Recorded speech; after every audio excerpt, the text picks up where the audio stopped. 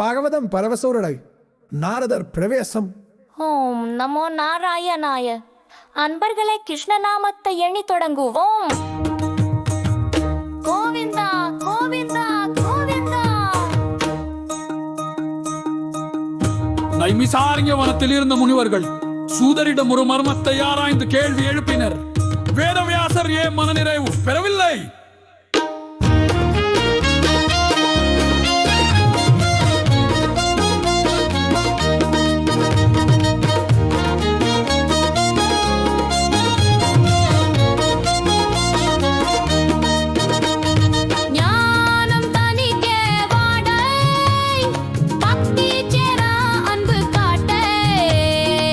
அப்பொழுது நாரதர் தோன்றி தாம்பூர வாசித்து நாம சங்கீர்த்தனமே கழிநெடிய காலத்தில் உயர்பாதை என்று அவ்வுரை தெரிவிப்பார்.